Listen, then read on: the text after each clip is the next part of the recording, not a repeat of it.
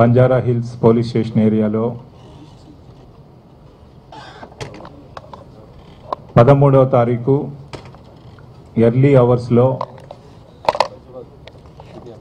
శిరీష చనిపోయినటువంటి సంఘటనలో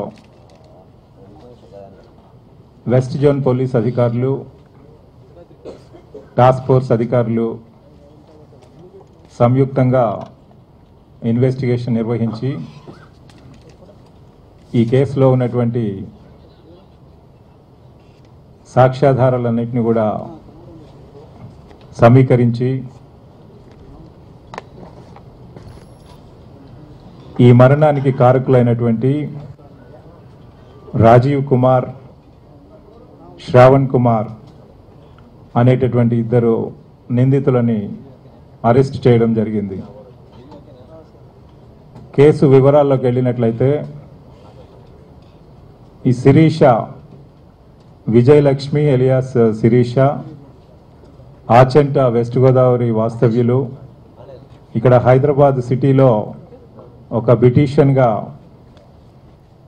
వృత్తిలో కొనసాగుతూ ఈ కేసులో మృతురాలు విజయలక్ష్మి ఎలియాస్ శిరీష ఆచంట వాస్తవ్యులు ఒక బ్యూటీషియన్గా, మేకప్ ఆర్టిస్ట్గా వృత్తిలో కొనసాగుతున్నది.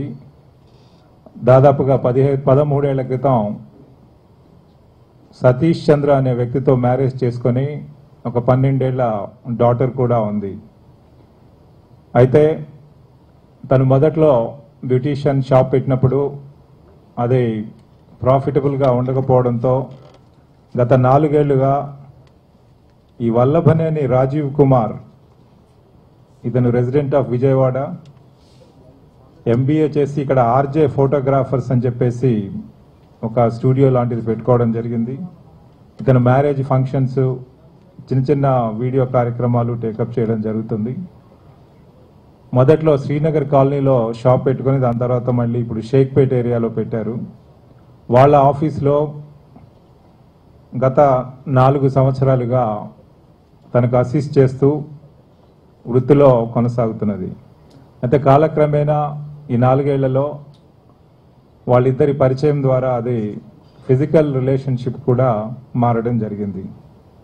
ఈ మధ్యకాలంలో రాజీవ్ ఫేస్బుక్ ద్వారా ఇంకొక అమ్మాయి తేజస్విని అని చెప్పేసి ఎంబీఏ గ్రాడ్యుయేటు, ఒక ప్రైవేట్ కంపెనీలో హెచ్ఆర్ మేనేజర్గా చేస్తున్నటువంటి తనతో పరిచయమై బెంగళూరులో ఉన్నప్పుడు ఫేస్బుక్ ద్వారా పరిచయమై గత 3 నెలల క్రితం బెంగళూరు నుండి ఇక్కడికి ట్రాన్స్ఫర్ చేయించుకొని తేజస్విని రావడం జరిగింది. అయితే తేజస్వినితో ఈ రాజీవ్ ఒక ప్రేమ బాంధవ్యంలో ముందుకెళ్తూ 1 సంవత్సరం క్రితము హైదరాబాద్ వచ్చినప్పుడు వాళ్ళు ఫిజికల్ రిలేషన్షిప్గా అది డెవలప్ అయ్యి తర్వాత మ్యారేజ్ చేసుకుందాము అనేటువంటి ఒక నిర్ణయానికి కూడా వాళ్ళు రావడం జరిగింది. ఈ ప్రాసెస్లో తను తేజస్విని బెంగళూరు నుండి తను ట్రాన్స్ఫర్ చేయించుకొని అదే కంపెనీలో హైదరాబాద్కు విచ్చేసి ఇక్కడ జాబ్ చేస్తూ ఉంది. ఆ క్రమంలో హైదరాబాద్కు వచ్చిన తర్వాత గత 3 నెలల్లో రాజీవ్ తనని కొంత నెగ్లెక్ట్ చేస్తున్నాడు అని చెప్పేసి ఒక ఒపీనియన్లోకి వెళ్ళి ఒకరోజు వాళ్ళ ఆఫీస్ దగ్గరికి వెళ్ళినప్పుడు అక్కడ ఆఫీస్ బాయ్స్ రాజీవ్ వాళ్ళ వైఫ్ ఇప్పుడే బయటికి వెళ్ళారు అని చెప్పడం జరిగింది.